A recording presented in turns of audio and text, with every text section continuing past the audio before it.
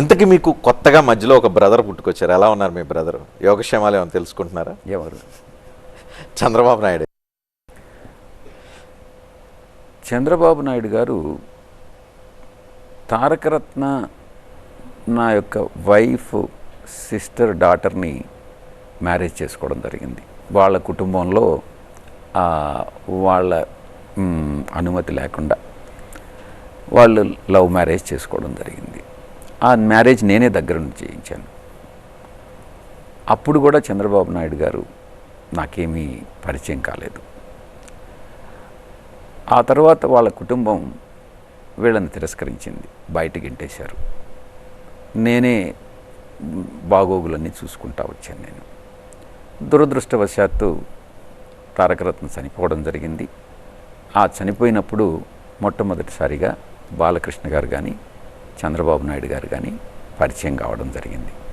అది ఆ కుటుంబ విషయాన్ని వరకు వచ్చినంత మాత్రం. రాజకీయంగా చంద్రబాబు నాయుడు కానీ నేను కానీ ఏ రోజు కూడా ఏకాభిప్రాయం అన్నటువంటిది లేదు. ఆయన ప్రత్యర్థే.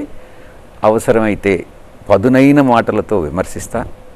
ఇప్పుడు కాదు, గతంలో కాదు, ఎప్పుడైనా కూడా విమర్శిస్తాను. కొత్తగా కుదిరిన, కొత్తగా వచ్చిన, కొత్తగా పరిచయమైన ఈ సంబంధం ఏమి మీలో సాఫ్ట్ కార్నర్ క్రియేట్ చేయట్లేదా? నేను చెప్తున్నాను కదా, అవసరమైతే గతంలో కన్నా ఎక్కువ పదునైన భాష వాడి విమర్శించేదానికి నేను సిద్ధంగా ఉంటాను. కానీ ఆ సందర్భంలో తారకరత్న మృతి చెందిన తర్వాత అంత్యక్రియలు జరుగుతున్న ఆ సందర్భంలో మీ ఇద్దరి మధ్య జరిగిన ఆ సంభాషణలు కావచ్చు, ఆ సన్నివేశాలు కావచ్చు, అది చూసిన వాళ్ళకి కొత్త బంధుత్వం కుదిరింది, ఇదేదో ఎక్కడికో ప్రయాణం వెళ్ళబోతుందని ఒక అనుమానం కలిగించింది. 10 సంవత్సరాల క్రితమే వచ్చినటువంటి బంధుత్వం బయటకు వచ్చింది 10 సంవత్సరాల తర్వాత ఆ చనిపోయినటువంటి ఇన్సిడెంట్లో. అది కూడా ఆ 15 రోజులు, 11 రోజులు, 12 రోజులు. ఆ 12 రోజుల్లోనే 2 సార్లు కలవడం జరిగింది. అది కూడా అంత్యక్రియలప్పుడు చనిపోయే దహన కార్యాలు చేసి. చాలామందికి ఇంట్రెస్ట్ ఉంది. ఆ సందర్భంలో 2 రాజకీయ ప్రత్యర్థులు, ఈ 2 పార్టీలకు అసలు పడదు. ఈ 2 పార్టీల మధ్య పచ్చగడ్డ వేయకపోయినా కూడా బొగ్గుమని మండుతున్న పరిస్థితి ఉంటుంది.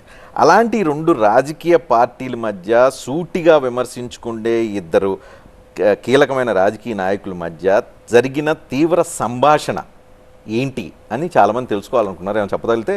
ఒక్క రాజకీయంగా ఒక్క మాట అంటే ఒక్క మాట కూడా మాట్లాడుకోలేదు. మ్యారేజ్ ఎలా జరిగింది, తారకరత్న మ్యారేజ్ ఇంట్లో, వాళ్ళ ఇంట్లో కానీ మా ఇంట్లో యాక్సెప్ట్ చేశాం. వాళ్ళ ఇంట్లో వాళ్ళ తల్లిదండ్రులు, తారకరత్న తల్లిదండ్రులు యాక్సెప్ట్ చేయలేదు. నేను ఎన్నిసార్లు వాళ్ళ ఇంటికి వెళ్ళాను, ఎన్నిసార్లు వాళ్ళని రిక్వెస్ట్ చేశాను యాక్సెప్ట్ చేయండి అని. ఎలా తిరస్కరించారు, ఆ తదుపరి వాళ్ళ జీవితం, ఆ తర్వాత వాళ్ళని ఏ రకంగా భవిష్యత్తులో తారకరత్న లేనటువంటి నేపథ్యంలో ఆ కుటుంబాన్ని ఎలా మనం సేఫ్ గార్డ్ చేయాలి అన్నటువంటి విషయం మీదనే చర్చించాం. కానీ మిగతా ఏ విషయాలు రాజకీయంగా ఆయన ఒక్క మాట మాట్లాడలేదు, నేను ఒక్క మాట నమ్మొచ్చా? 100% దేవుడు సాక్షిగా. మీ పార్టీలో చర్చ జరగలేదా? మీ అధినాయకుడు అడగలేదా ఏం జరిగింది, ఎందుకు మాట్లాడారు ఏంటి అని? మా అధినాయకుడు అడిగారు. రాజకీయంగా ఇదే చెప్పాను.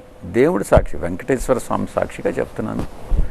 ఆయన ఏది రాజకీయంగా అడగలేదు, నేను ఏ రకంగానూ జవాబు చెప్పలేదు. నేను ఏది రాజకీయంగా అతన్ని అడగలేదు. ఆ ఉద్దేశము లేదు, అవకాశము లేదు. ఎటువంటి పరిస్థితుల్లో తెలుగుదేశం పార్టీ అని అంటే నాకు బద్ధశత్రువు. రాజకీయంగా చంద్రబాబు నాయుడు బద్ధశత్రువు. ఈరోజు కాదు, అప్పుడు కానీ ఇప్పుడు కానీ భవిష్యత్తులో కానీ.